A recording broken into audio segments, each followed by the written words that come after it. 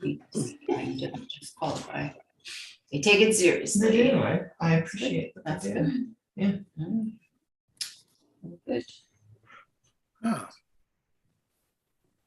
Some of the assignments take me a couple days to research. I mean, depending on how much time I'm here. okay. I think we got it. All right, so, all right, hey, I think that actually looks like that's live streaming, so that's good. Not sure why it was a problem, but it seems to be working now, so that's good. Yes, we got it. This meeting's being live streamed. Right up.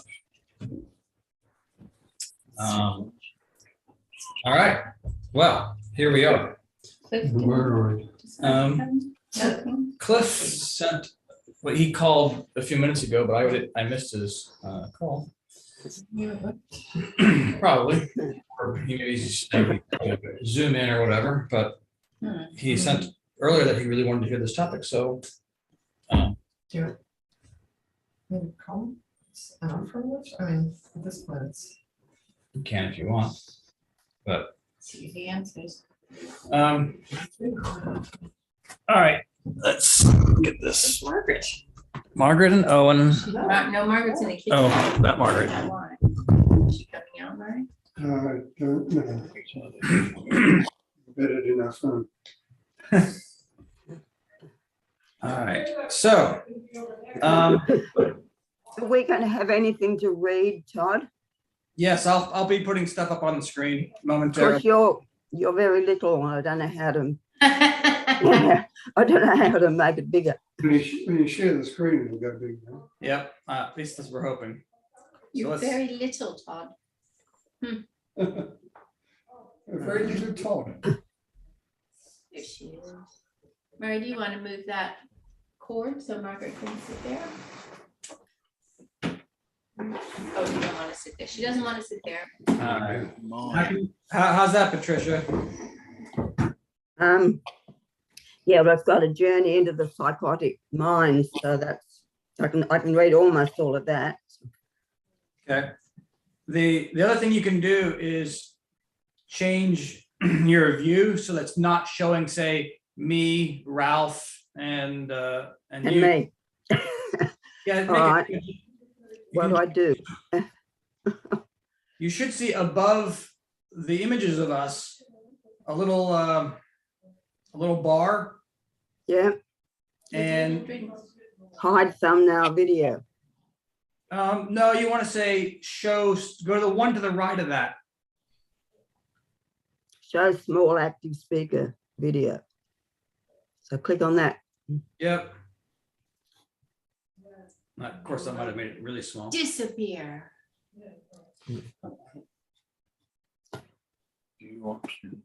Okay. I've just got you up in the top right corner. That's all. So that's okay. Year's worth of rain by today already Nice. for the whole year. All right. So can you see the screen then? It's like the Journey of the Psychotic Mind slide should be across the whole screen. Yes, yeah, it is. All right. Good. So, excuse me.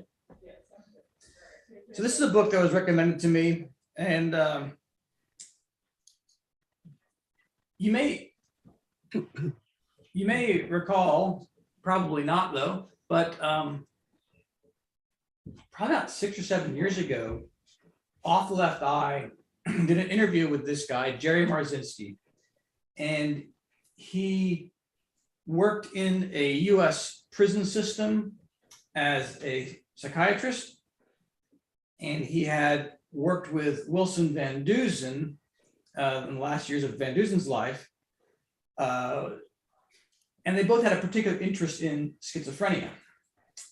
And Van Dusen was one of these guys who said, hey, these hallucinations aren't necessarily hallucinations. There's something real going on here. And he looked at Swedenborg's work and said, oh, what's happening is these guys who are schizophrenics are actually hearing and seeing spirits that are with them. It's not like it's being made up. This is real entities.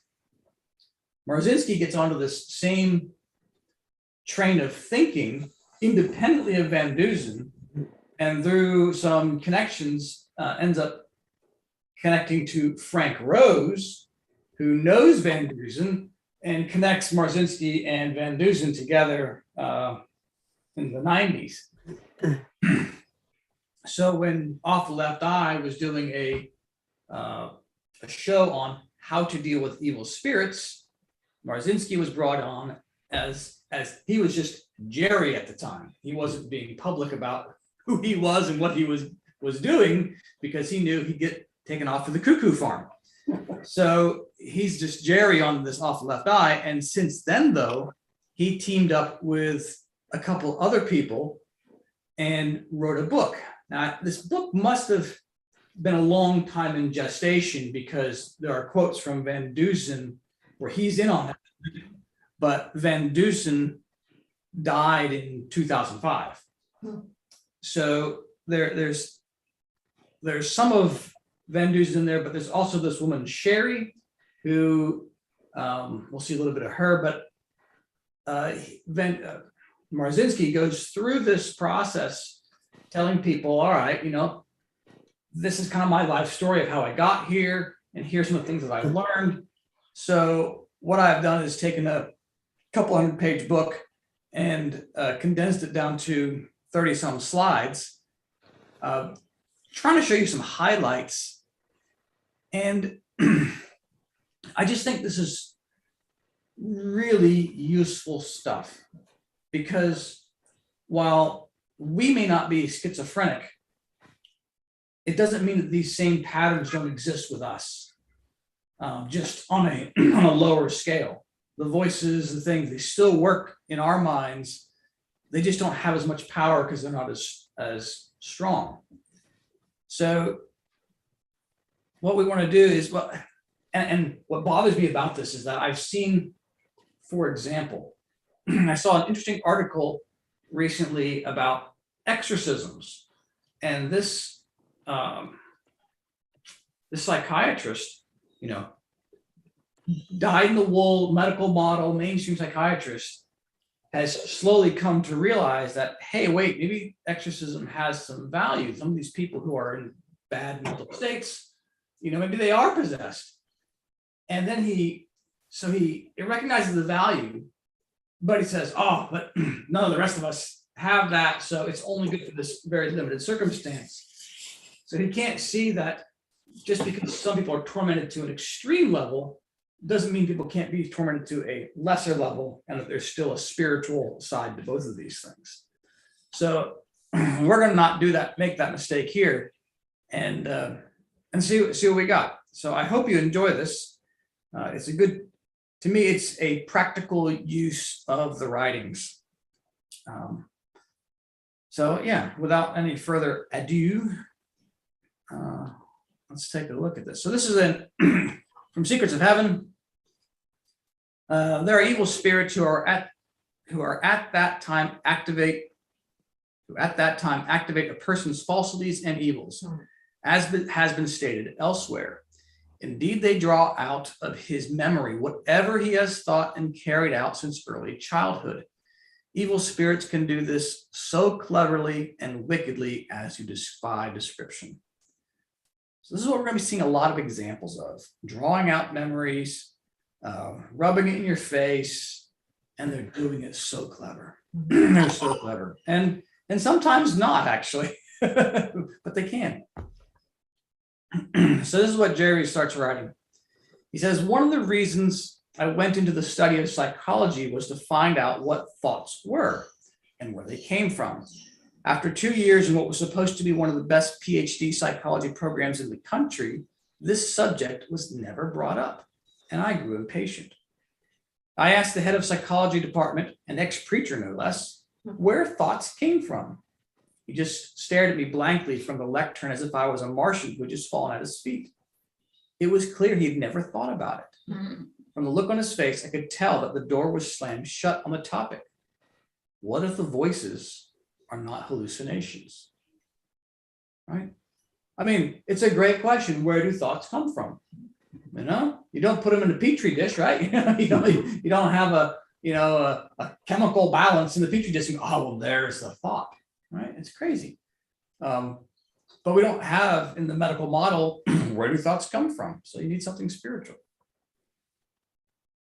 So here's some things that Jerry kind of lays out as truths. He says, the voices are not meaningless word salad.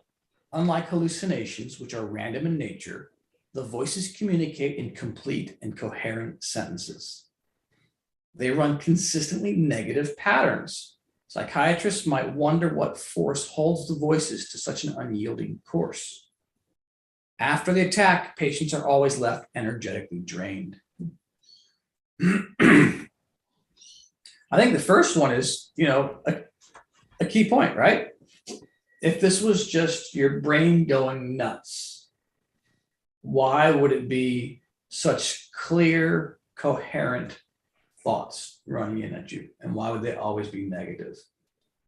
Right? It's not like, somebody's hopped up on some drugs and they're hallucinating and there's random stuff's coming through. It's clear. So here's what happens with these patients. Let's move Carrie out of the way. Oh, you know what? I'll minimize. Carrie's here. Yeah. Hi, Carrie. I've been here for a while. Well, I heard a doorbell, but we don't have pictures. Upon telling the psychiatrist about the voices, the patients are informed that they are hallucinating. This greatly conflicts with the individual's experience and stokes increased fear, bewilderment, and discouragement. Most do not know what the voices are, but they experience them as very real. This leaves these individuals in a strange and frightening world, one to which others cannot relate. The voices warn against telling others about them. They insist that if they continue, nobody will believe them, and they will end up in a mental hospital, all of which is true. By this point, the patients often become aware that the voices are separate beings. They quickly learn there is no positive outcome associated with telling anybody about their voices. They find it much less complicated to isolate and keep their voices to themselves. Before hospitalization, almost all patients do everything they can to rid themselves of their voices and fail. Some drown them out with headphones and loud music. Others resort to the use of alcohol and street drugs. Their voices urge them to use dangerous and addictive drugs. Although these drugs offer a temporary relief, in the long run, they induce addiction and a painful withdrawal and misery. I mean, I was struck by this paragraph because how many times do we see people walking around with headphones on, loud music? How many people do we have on drugs and alcohol and stuff like that? How many of these people in one way or another are trying to drown out voices? Maybe they're not full on schizo, but is that what they're doing? That's what I do. I have the radio on all day, so I don't have to think about what comes into my head. I'd much rather listen to the radio and not think about those things that come into my head. Yeah. I mean, I get that. And as I was, after I read this and I was just kind of doing my walk, loop from here to Mortdale and back, just noticing how many people had headphones on. And I know some of it is just attention deficit stuff, but how much of it is drowning stuff out? And to me, I usually see people on the trains and on the stuff on their devices, whatever. And sometimes I pass judgment. Oh, you kids these days, come on. And I read this and I go, well, maybe I shouldn't be so quick to scorn. Of course, the system isn't perfect. It was only after I took a job in the psychology department of a large state prison that I was free to explore the workings of the voices unimpeded. This opportunity lasted several years until psychotic inmates began to fully recover, quit their meds, and remained stable and fully functional. It was then the chief psychologist put me under investigation for experimenting with patients without the department's permission. Whoops. So, yeah, I mean, this is the, Help them. yeah, Know your story. yeah. Easier to get forgiveness than permission in that case, I suppose. Well, yeah, and the lead up to all this is how he started learning about this stuff, and people quickly did not want him going down this path. Exactly. And so he found that in the prison system, people didn't care as much about the prisoners, and we'll see more about that later. So he's able to get away with some of these things. Yeah, but it just shows corruption is rampant, which is something I think we knew anyway. So he was in danger of being cancelled. Yeah, that's right. That's right. Well, yeah. Yeah, you can't be too effective and buck the system. So, you know, we have that quote in the scriptures where Jesus is casting the demons out of the possessed man into the pigs, and they say, "We are legion." And that's a thing that Marzinski comes across as well. He says, many patients believe their voices to be demons. Most could detect if they were male or female. Often patients could identify which voice was speaking, but some could change identity. Several patients asked their voices who they were. The reply was consistent: "We are you." This confirmed to Sherry that they were not of her, for she was not a we, but an I. The voices told one patient that if they were discovered to be independent of the patient, their overlord would punish them, suggesting a hierarchy. Jerry says, the voices didn't like my prying. Several inmates told me the same. I found it interesting that their voices told them to shut up and leave my office, as I already knew too much. An odd behavior for what was supposed to be a hallucination. If the inmates refused to leave, their voices got louder and ordered them to attack me.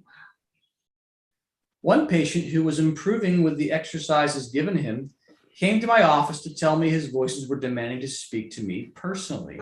This has never happened before. After getting over the shock, I asked what they had to say. His voice tone changed slightly, and these words spewed from his mouth: "You have no right to interfere with our way of life." An unshakable sense of dread came over me. I sensed I was treading on dangerous ground. The voices were hesitant to reveal their names, if they had any. I suspected that this was to prevent the patient from becoming aware of them as separate entities. They did not appear to have any personal memory of their own, but they drew from that of their victim with dreadful results, nor can they produce anything more than was in the patient's memory. So, a couple very clear new church teachings in here, right? Swedenborg's very clear that they cannot, evil spirits with us can only produce out of our memory, which is why the whole trick of when you talk to a psychic, oh, can you tell me the secret that only me and my mom knew? You know, yeah, that spirit can. That's not a good test. It's in your memory. So if it's in your memory, they can access it and throw it back. Oh, look, that's my mom. No, that's not how it works. The other thing that I find fascinating on this is middle of the second paragraph. They did not appear to have any personal memory of their own. And the writings do talk about how a lot of the memory we have of this world and in the next life is just pushed aside. We don't have access to it, and that it's there in the background and we can get it if we need to, but it kind of goes off to the side. And also, this hits me because, you know, they were hesitant to reveal their names if they had any. And, you know, we are talking about evil spirits here. And Swedenborg writes that there are plenty of famous people who, when they die, you know, they don't know who they were here. Like, all that's gone. So you've got the person who may not know their name, you know, they may not know their name. They're just a slave in that realm. And so they're working to do their thing and torment the people and suck energy out of them and whatnot. But a name, I don't have it anymore. Right? They don't. It's just not there. So to me, again, I read this stuff and I think, oh yeah, this stuff lines up with what the writings teach. From the shaman. A few weeks later, while reading a book written by a shaman, I came across a passage in which he spoke of the existence of invisible parasitic entities that fill our minds with negative thoughts and commands, then consume the negative emotional energy generated. I brought this to an inmate and he asked his opinion on it. He lapsed into a trance-like state. He stared at me with hollow eyes. Suddenly, my office walls began to resonate with a loud electrical crackle, similar to an arc welder. The crackling moved around the office, up the walls, across the ceiling, and back down into a Rubbermaid trash can next to my left leg. I looked into the trash can. Nothing was there. The episode left me terrified and uncertain of what else the voices could do. Until that point, I had believed that whatever the voices were, they were stuck inside the patient and could not manipulate physical reality. It took me 2 months before my curiosity overcame my terror enough to call the patient back to my office. I asked him if he heard the crackling that day. I did, but it surprised me that you did too. What was that, I asked? They were the voices. They wanted to scare you away. Oh, it worked. That's exactly what he says next. Like, well, it sure did a darn good job of it. So yeah, that's just kind of crazy that the something physical happened, right? So Ghostbusters is real. I know. I know. Well, we've heard stories over the course of our lives where about ghosts and things moving mysteriously and whatnot. And, for the most part, it's easy to dismiss. Oh, that wasn't a noise. That was the wind or whatever. And, coincidences happen. But no, there are some things that just, defy explanation. Well, and to think of it too as the evil spirits that are connected to another person also is an added dimension to me. Like, Okay. just spirits being around us is one thing, but then picturing that, like, he could hear this crackling because the inmate spirits were in the room with him. It's like, oh, so I might not normally hear things, but if another person in the room has these associated spirits, well, yeah. Exactly. So next time I hear something weird, it's your evil It's spirit. you. And I apologize now, but bring my attention to it because I'd be curious to. Yeah.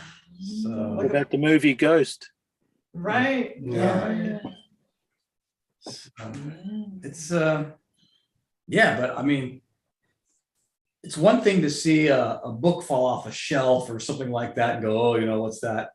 My grandmother used to swear that her deceased husband left little signs around, and we all thought she was kind of crazy. But I don't know. If you start having crackling and stuff like that, and multiple people hear it, and it's a little different level.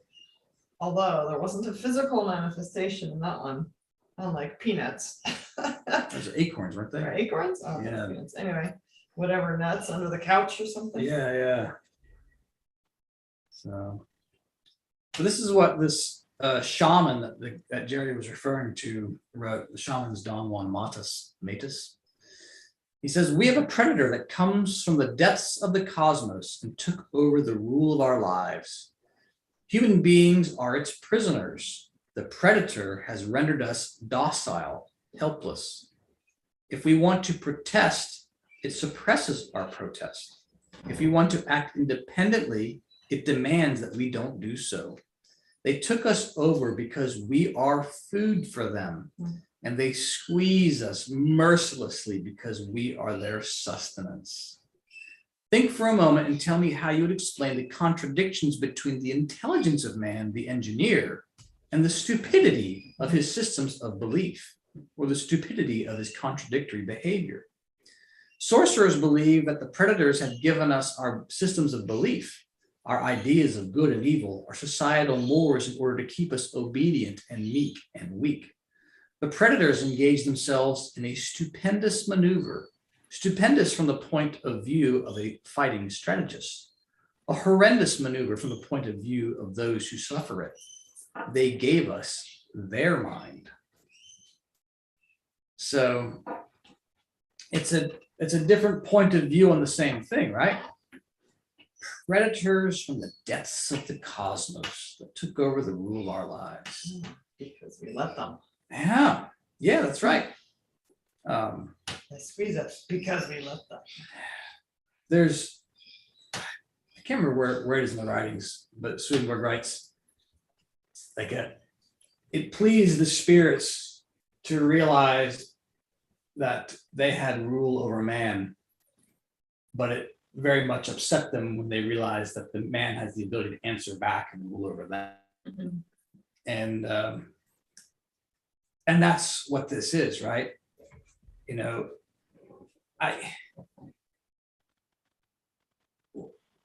one of the things that stands out for me is this, we are food for them. And I just feel like it's one of those things we should actually take more literally than we do.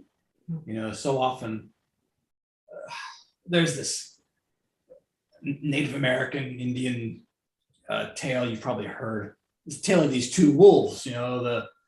The father tells his son, "Oh, son, within you there are two wolves. One that's good, and one's good things. One's bad, and one's bad things." And they're fighting for supremacy. And the kid says, "Well, father, how do I? Which wolf is going to win?" And the answer is the one you feed, right?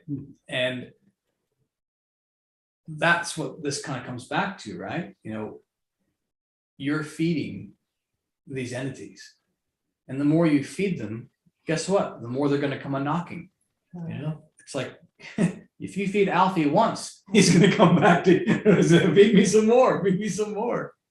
And I find this as an interesting philosophical position. All right. If you take this to its, logical conclusions. All right. So all of us here in this room have children. I think everybody who's online with us now has children, right? Your kid does something that upsets you. All right. They're making bad decisions. All right. You can choose to be rah, rah, rah, and you be upset and annoyed at them. And they're legitimately making a bad decision. But what are you doing in the process of being angry and upset?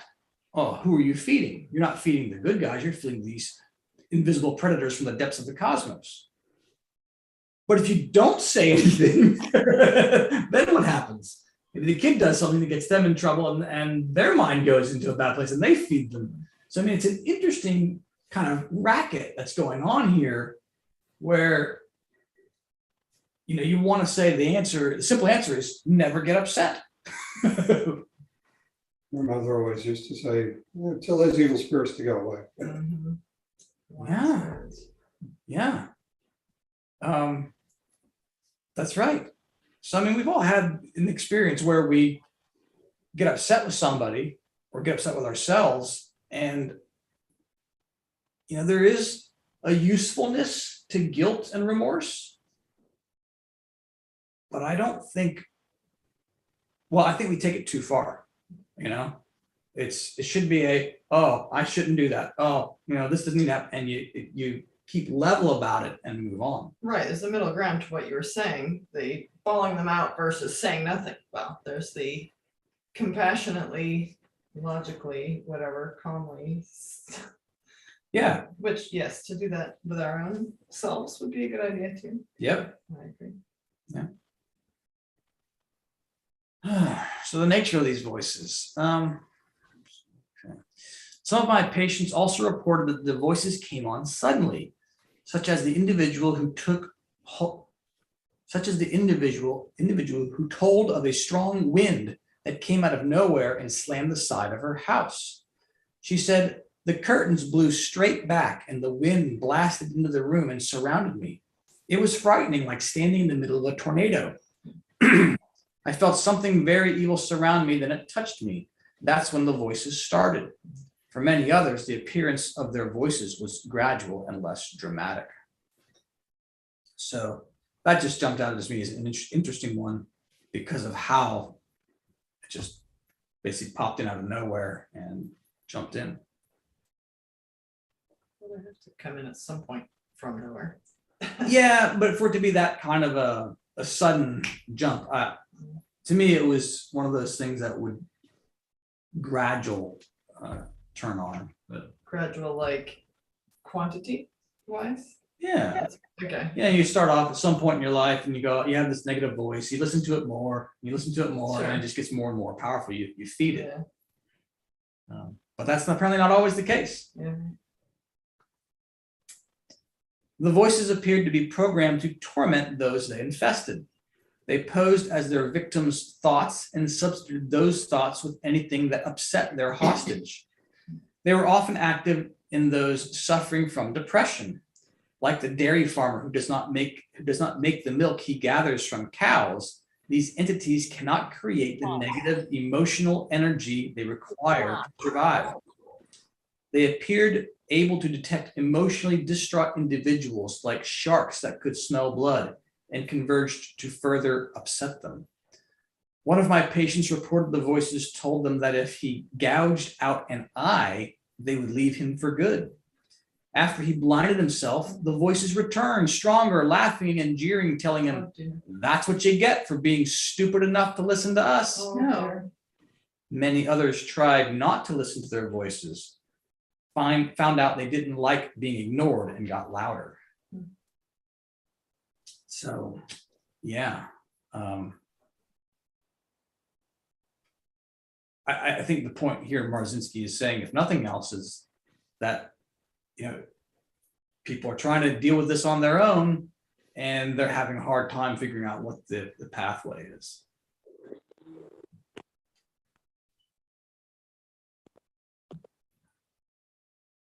You good? The voice is inserted into the patient's mind virtually every awful, frightening, and degrading thought imaginable. Some of the most commonly reported were, you're worthless, you're stupid, nobody could ever love you, you're a failure, your wife or girlfriend is cheating on you, you'll never succeed at anything, people are talking behind your back, someone is trying to kill you, your friends are only pretending to like you, you're a burden to everyone around you, why don't you just kill yourself and get it over with? I think these are very common. Right. You know, some of these I haven't had, but I've heard plenty of these. The voices generated enormous amounts of negative emotional energy from their victims by accessing and bringing to mind memories of past unhealed trauma. They would dig up vexing memories of incidents long forgotten with a devastating effect.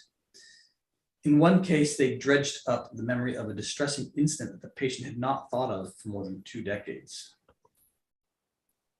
In another case, the voices told an inmate which houses to rob, where the valuables were, if the inhabitants were awake, when to get out, and where to hide from the police. Yeah. Taken aback by this, I asked, well, if your voices are so smart, why are you sitting here in prison? He looked me in the eye. I got greedy and didn't listen. I broke into a fancy house they told me to stay away from and got caught. There's another story he tells. It's pretty long, so I didn't type it all out. But it was interesting because it's a similar one to this, where he says that the guy was poor and in trouble, and the voices instructed him, like driving directions kind of stuff, how to find this field in the middle of nowhere where this gang was growing marijuana. And so they told him how to get out there. He pulls, they tell him all the equipment to take and everything like that. He gets all this stuff, robs these gangs of all their marijuana, goes out, sells it, fixes his finances and whatnot. And then, like this other guy, he's like, oh, I'd like to go back. And they're like, no, the voice is like, you cannot go back there because they are not happy with you. They're going to kill you if you go back.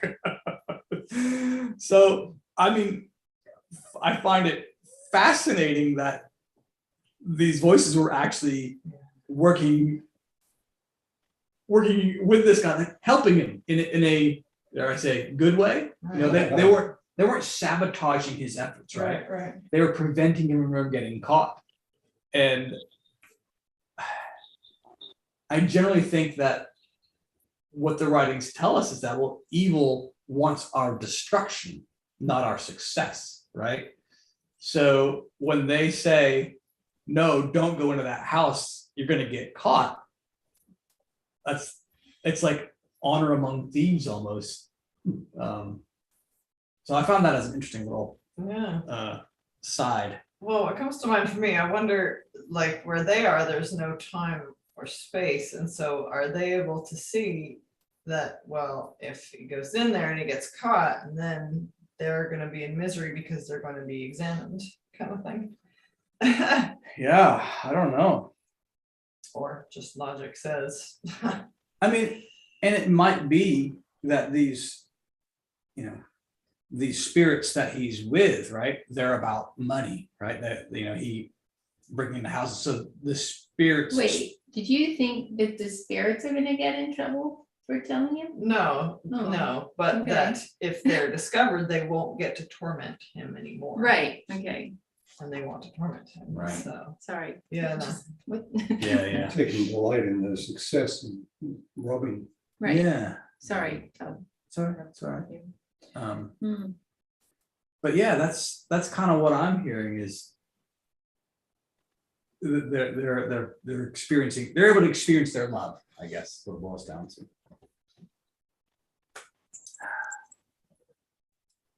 The voices also displayed a consistent hatred for families who were often bending over backward to help their schizophrenic loved one. The voices warped the patient's perception to interpret the helpful actions and comment of others as a threat, often resulting in verbal attacks upon family members. This left the families perplexed and sometimes resentful. Eventually, they distanced themselves, which is what the voices intended. So, if you ever get in someone who's, mentally unstable, and you feel like you're being pushed away, it's because, well, you probably are. Well, I distinctly remember having feelings of trying to prove that you don't love me by pushing you away, because if I succeed in pushing you away, that proves you don't love me. All right. Fortunately, you didn't listen to me. Religion. The voices displayed the same hatred with regard to preachers and religious practices. If the voices are merely the patient's unconscious coming forth, I would have no reason to expect them to be particularly for or against religion. Yet the lower order can be counted on to give its most scurrilous comments to any suggestion of religion. They either totally deny any afterlife or oppose God and all religious practices. The majority of schizophrenics had poor, if any, significant religious or spiritual background. Many said they didn't believe in God and they didn't like churches. Several complained that when they attempted to enter a church or read the Bible, their voices got louder and vehemently protested to a point where they couldn't concentrate. That's an interesting slice right there, just that the majority of them have poor, if any, significant religious or spiritual background. Like that right there feels like it shouts out. Lack of remains. Right, yeah. Or just, yeah, like the spirits know not to bother people with background because they know they're stronger, maybe too, or the remains. Huh? Yeah. Spirituality matters, huh? Mhm. And this kind of backs to the one about families and stuff like that. What do we see under assault in society in general? family, religion, they are under assault by society. And to me, it's like, oh, well, who's driving that? It ain't good spirits that are driving those kind of things, the dissolving of the traditional family unit. Others said their voices became unbearably loud and they had to run out of the church. The Bible was not the only reading material that triggered a volatile reaction from the voices. Virtually any positive spiritual or self-help book did the same, although to a lesser degree. The voices slowly brainwashed their victims into thinking that what was bad was good. Again, this is what we're seeing in society, trying to teach us what was bad is good, and that's Swedenborg's fundamental thing about what the hells do. That's yeah. So we have to watch out for that. You have to wonder about countries where religion is, by government action, is suppressed, like China. What effect that's having on the mental health of the population. Yeah, I hadn't Yeah, thought of that kind of scenario. Yeah. Well, one of the things that Joel was saying, having lived in China for a couple of years, is like, look, he says, there is a seeker energy in China. There are people who realize they need something and are searching for it. And then you have everybody else who's not in a great mental place, because all they're doing is chasing the dollar. They're doing what their superiors are telling them to do. So not happiness. On one rare occasion, I spoke to a positive spirit after helping a prisoner get rid of his voices.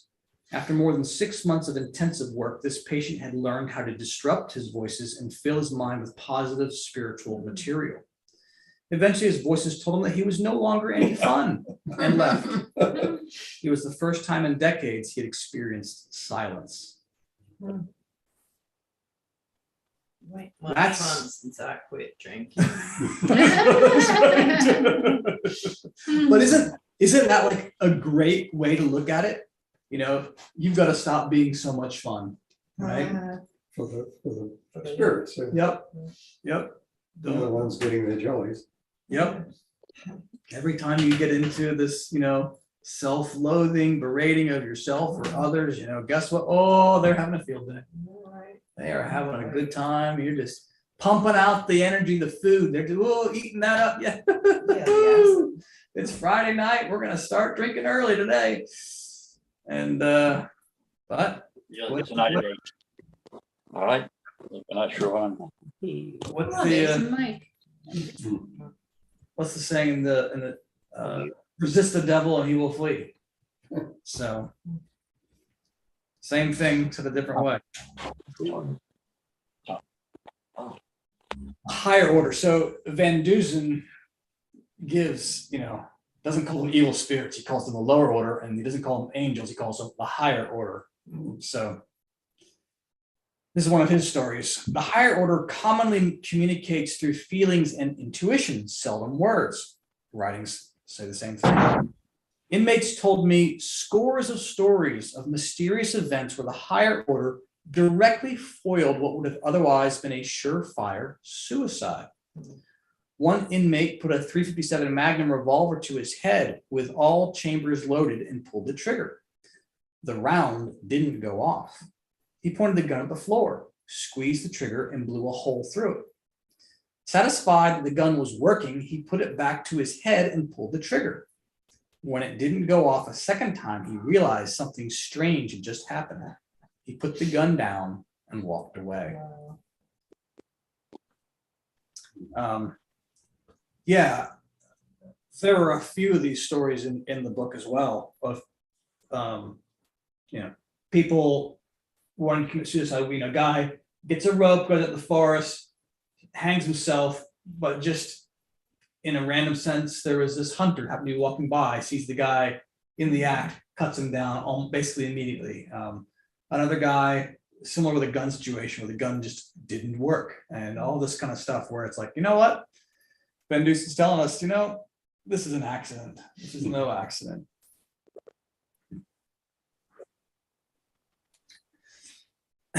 Prisons are hellish environments, dens of negative energy where no good deed goes unpunished. They are prime feeding grounds for evil spirits. Sherry writes, I was sitting on the living room floor with the lights out and lit candles for the meditation. In the dim light, I sensed the spirit stronger than any previous. A loud telepathic thought barged into my mind. These prisons are mine.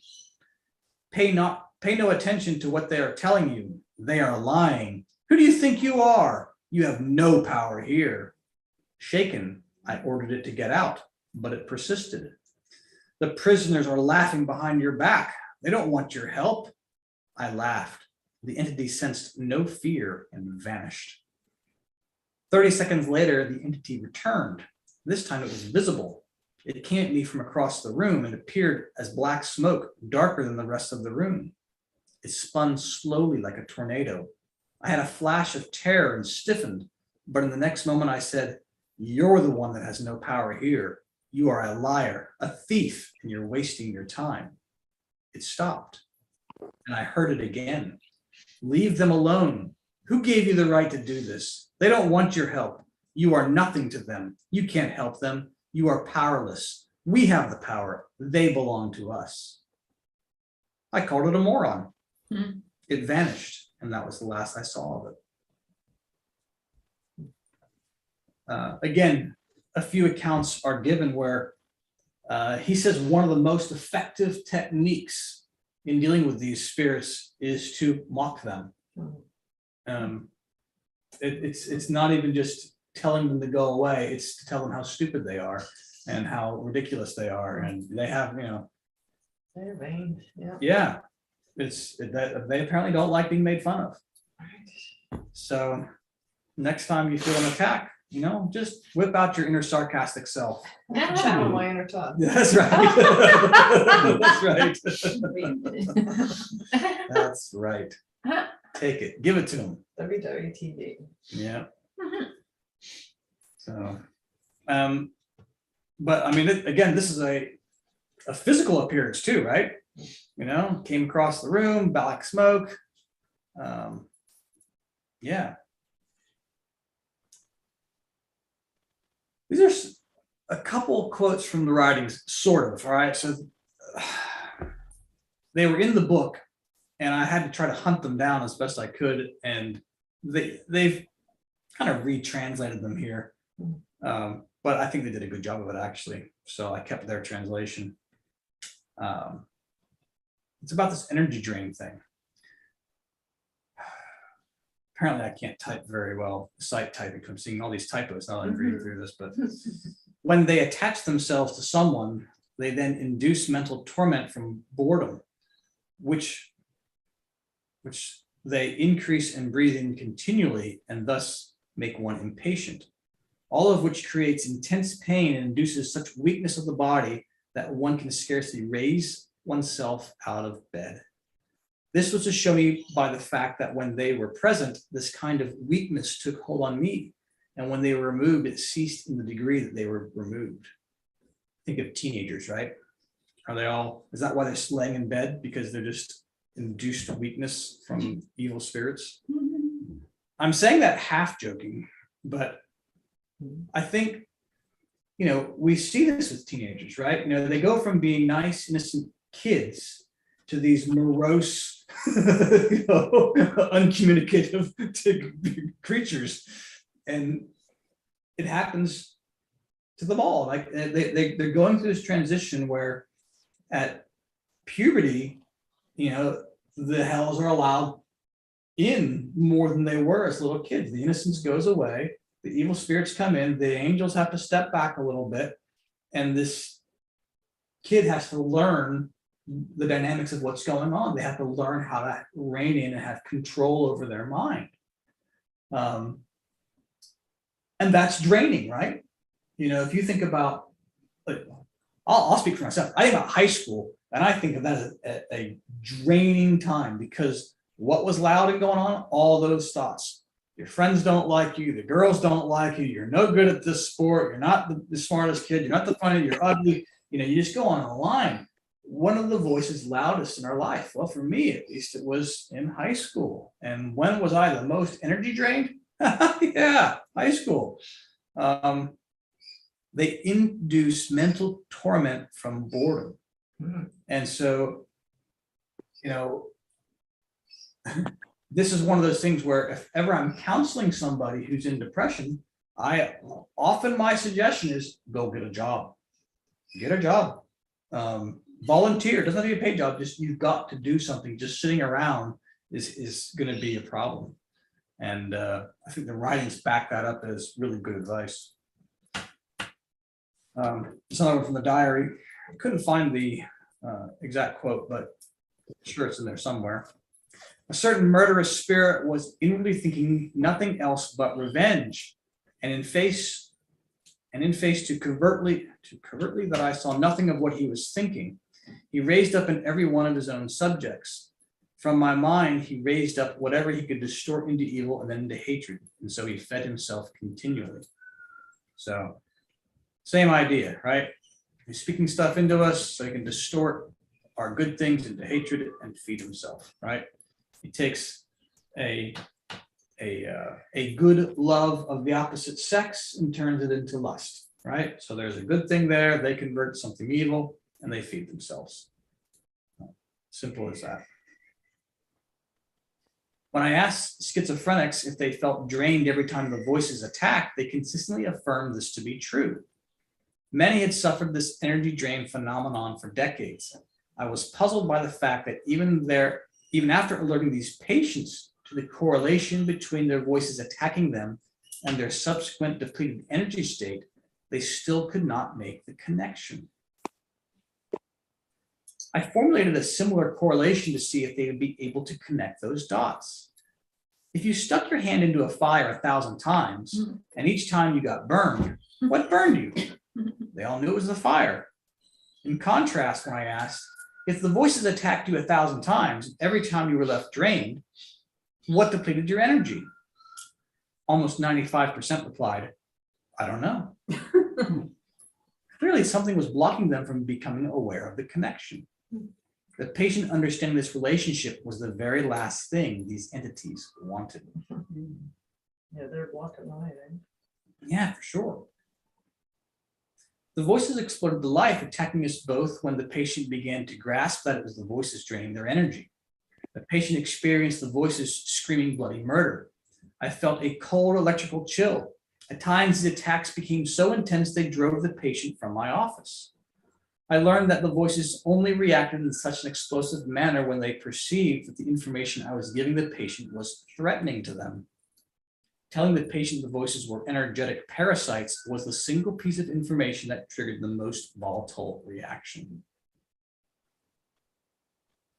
The prison system was an ideal place to launch various investigations into and assaults against potentially volatile voices. Such investigations had not been possible at the state hospital. The general assumption by prison staff was that all inmates were liars, and among their ranks, many were troublemakers, so prison staff paid no attention to the work we were doing. That is, until schizophrenic inmates started recovering. Can't have that. Can't have them getting better. So we're going to shift a little bit and start angling this more towards, well, how do you get better? What are techniques and ways to get better and get rid of this?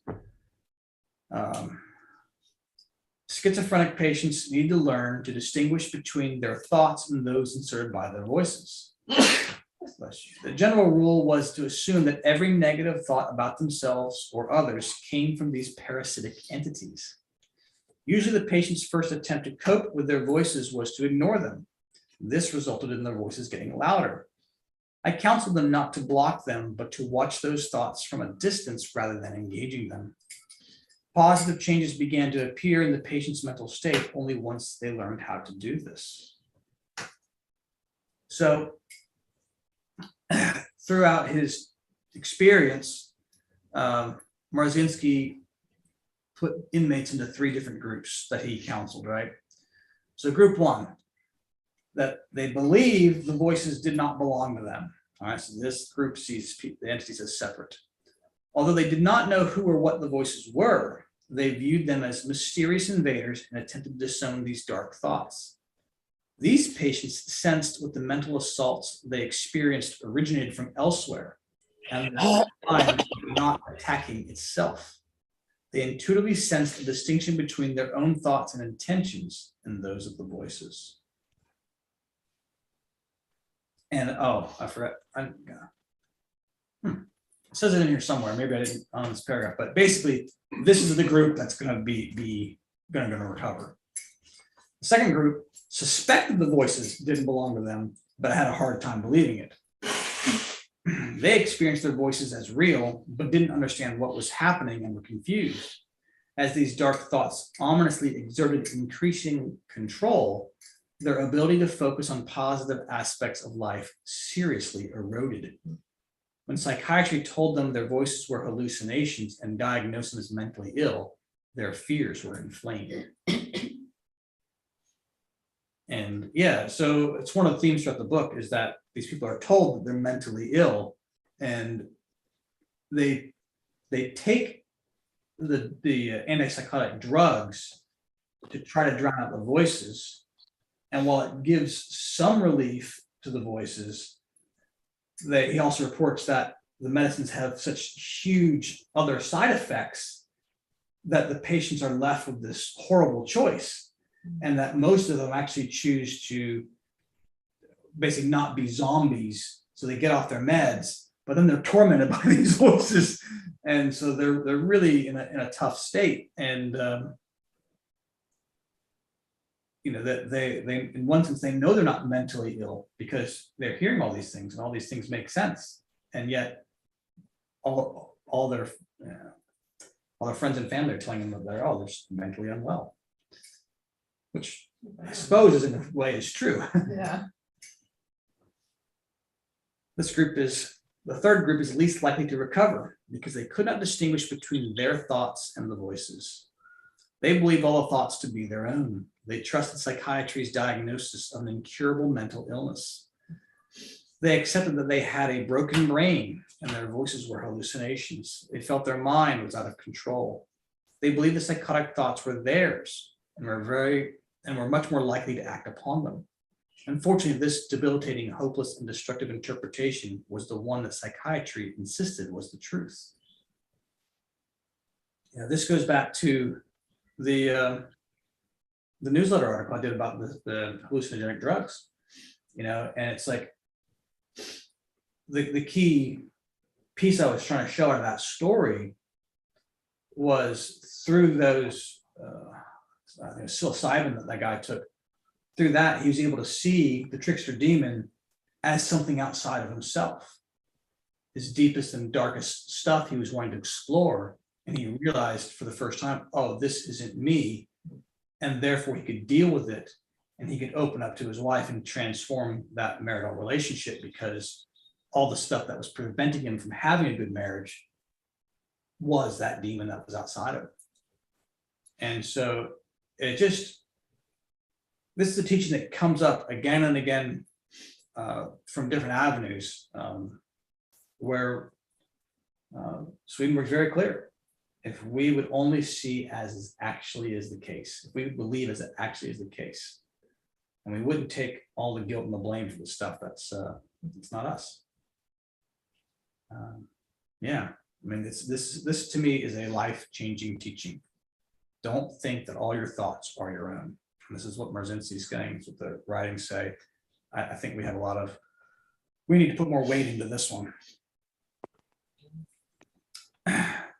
So Sherry, the collaborator on this book, she created a program called That's a Lie. And she says, every time the voices inserted a negative thought about me or others into my mind, I responded with, that's a lie, and immediately rejected it.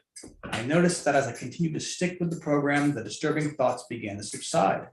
I was slowly able to regain some of my life force back and I was more able to replace negative thoughts with positive ones. In other words, the more I did this, the stronger I became. The result allowed me to formulate a clear idea of what had happened to me, what the voices were, and how they operated. So, all right, I responded with, that's a lie. Now, to me, this is the David and Goliath 5 smooth stones, right? You've got to have something that when the Goliath of your mind comes charging at you, Goliath doesn't talk nicely. I'm going to kill you. You're going to be our slaves, and your body's going to be eaten by the birds of the fields. What does David do? He doesn't pray him away. He doesn't wish him away. He doesn't negotiate with him. He says, no, I'm going to kill you, and you're going to be our slaves. He's militant, he's tough, and he slings the stone. The stone is the truth. It's well worn through the water. So it's militant, it's powerful, and that's what Sherry has developed here. That's a lie. It's a smooth stone she's going to use again and again and again. It's very simple and it's effective because it's used so often. She knows how to throw that punch. She says, I discovered that the voices were coming from outside of my mind and they had a purpose. I could sit back and watch these thoughts as the observer. They were telling me awful lies. I found that if I confronted them as liars, they could no longer influence me. When they couldn't upset me, they reacted with frustration and anger, sometimes yelling at me, even as they faded away. They would return and try again and again. They acted like fishermen trying to bait me on one of their lies. When one lie didn't work, they baited the hook with another. Confronting them as liars and disregarding them worked every time. They could no longer persuade me to buy into their interpretation of what was going on around me. When lies influence our perception of the world, we generate negative emotions. This is food for these energetic parasites. The goal is to starve them. We've heard that sentiment a few times now, right? Negative emotions equals food for these energetic parasites. Feed the bad wolf. That's right. That's right. Jerry writes, while working in a prison, one inmate told me that after reciting the 23rd Psalm, his voices reacted like worms thrown into a hot frying pan. I've never done that, but I'm assuming that they're not happy. Right. I began handing out the 23rd Psalm to other schizophrenic prisoners to see what would happen. They all reported that their voices had reacted negatively. Yeah. The prisoners viewed this psalm as a tool to strike back and drown out the voices, giving them some small measure of control. He goes on writing about how he had a bunch of printouts of the 23rd Psalm and would give them to all of his patients. And, with instructions, when the voice is attacked, read this. And he says, most of the patients lost their handout. And so it was a war because the voices would instruct them to get rid of the thing. And so he was constantly trying to rearm them and had to diligently stay on top of it to keep them with it. But he said it was actually very successful. So the last couple of slides here are it's lists, and I'm not going to necessarily read all of this stuff, but this is his list of things you can do to prevent the voices from gaining control, how you can do these things as remedies, basically. I think there's a lot of good stuff here. Some of which I think is a little strange. I mean, staying away from negative people, books, magazines, that all makes sense. Murder TV shows. I mean, and maybe if you're schizophrenic, maybe that's what you need to do, stay away from that kind of stuff. I think number 2 here, staying clear of drugs and alcohol, which fuel the voices. That's a big one, right? I mean, how many times do we see the worst of ourselves come out when we're on those things, and keeping it in the frame of mind of, this is fueling it. That's a big deal. Do some good things for yourself each day. Yeah. Be grateful. Last one there, listen to pleasant music, instrumental only. Which I think I chide Zach because he listens to all this electronic music that has no lyrics. And I say, that's no good. There's no story to it. How is this music any good? But, anyway. Apparently it's good. Yeah. Joke's on you, Dan. Pray for protection. Don't buy into the propaganda that you're insane or have a chemical imbalance. I mean, you might have a chemical imbalance, but which came first? Might not. Don't break contact with your family. The voices do the same thing to you that we do to dairy cows. They isolate and drain you. That's harsh. Yeah. Yeah, right. They treat you like we treat prisoners of war, badger, starve, prevent sleep, hammer away your resistance, and wear you down. These are attempts to make you more suggestible to their destructive messages. Yeah. Isolate and drain. Dairy cow. Yeah. Remember, if there are bad entities, there are good ones. You have at least 2 guardian angels waiting to help you at all times, but you must specifically ask them to silence the voices. Ask them for help. You get things. Ask them for help. You get things tough. No. I find this is one of the most important things. It really does work every time I do it. Ask for help. Yeah. Yes, I know, you know, it's an old one of mine that I've used all the time. Makes sense. It does. So, I love that. Stay productively occupied. Yes. yep. Sitting and watching TikTok does not qualify. Well, but that goes back to the whole headphones thing we had earlier. You know, there is something about silencing your voices through doing that. If it engages your brain enough that you don't hear the voices, then it may not be all that. Yeah. Expect the voices to resist or to distract you. Recite the 23rd Psalm every time the voices bother you. Although the establishment appears to understand the correlation between thought and behavior, they are unaware of the origin of thought. Alternative healers and shamans succeed in treating mental illness because they are aware that the spiritual body sickens first and the physical body follows. And that, friends, you know, encapsulates the whole thing, right? As above, so below. You know, spiritual is the world of causes, we're the world of effects, stated a lot of different ways, but if you've got problems, look to the spiritual side of it first. And you can have physical problems, right? You know, Americans say, I got eye problems, you know, I can't pray that away. You know, fair enough. I got knee problems, can't pray that away. Fair enough. There are spiritual problems too. And we got to look at this and realize that not every problem we have is the result of a chemical imbalance or whatever else. So anywho, there you have it. That's a tour through an incredible journey into the psychotic mind, and an amazing journey. Is that what it was? I think it was. Amazing. All right. Well, isn't it? I I had thought. to correct myself because I had mistyped it. Amazing. So I will stop the share, and yeah. So any we've gone full time here. Any thoughts, comments, questions? It was very interesting, I found. Yeah. Why? No. No, not why. No one said why. Just agreed. Yeah. Fair enough. I feel I like found it very interesting.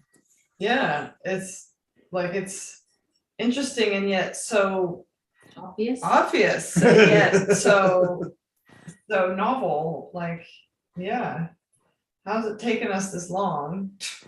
Well, it's probably, well, it would be something that was known, and then, you know, modern medicine stepped in and helped us forget about that. It's all superstition, right? That's what they're saying. The whole idea of spirits with us is Oh, superstition. Sure, but I'm just saying that it was something that was known, and then Right. modernity took over and we forgot about it. Kind of thing. Yeah. It's not my, I don't know that I would agree with that entirely. no, Given that I've worked in mental health for decades, I think there are some of the people that I've worked with would agree with everything that's being said, but others wouldn't give it a second thought.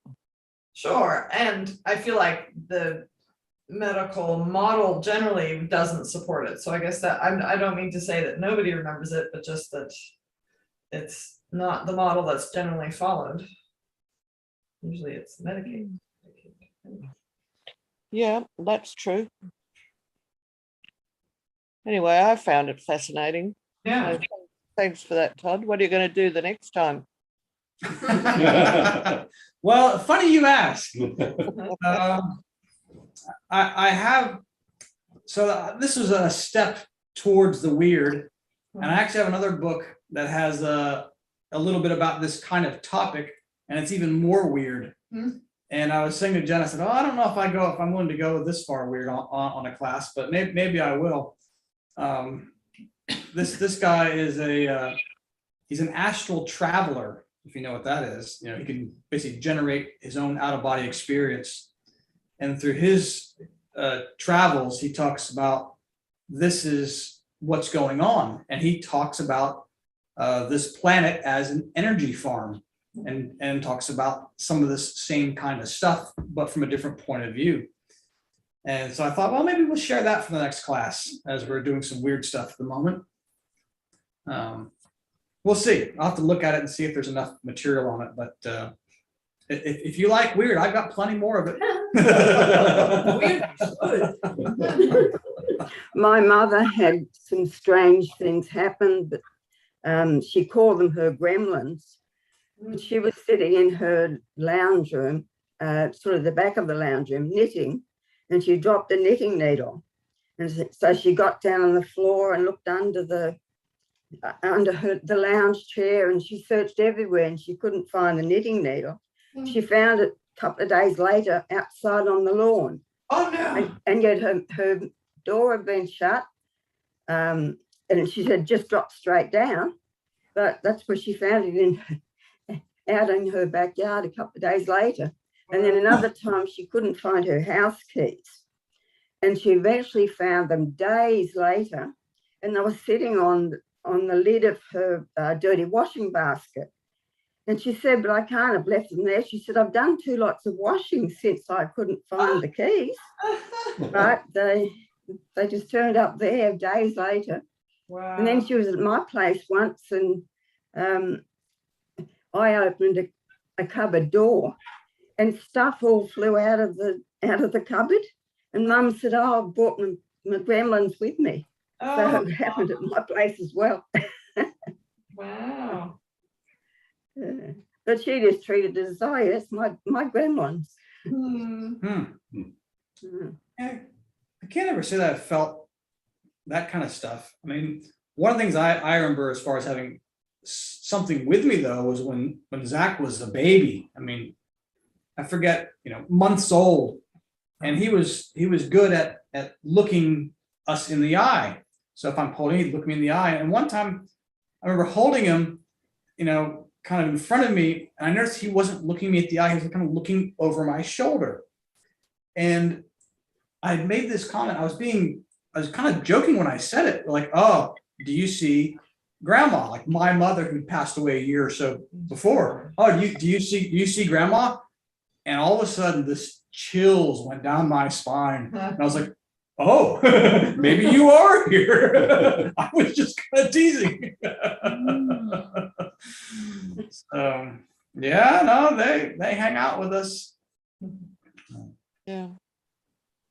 Thankfully. I had another one when I was on chemo, and so I was sleeping in a separate bedroom to where Brian was sleeping, and I just heard this rush, and it seemed to rush out to the master bedroom, stop for a moment, then it came rushing into the 3rd bedroom and out, and then the 4th bedroom and out. And then it rushed into where I was in bed, and it sat down on the side of the bed, and the mattress actually dropped down. Oh. Just sat there for a little bit and then went away. Oh my. Nothing bad though, just interesting. Yeah, right. Cool. Okay, you win.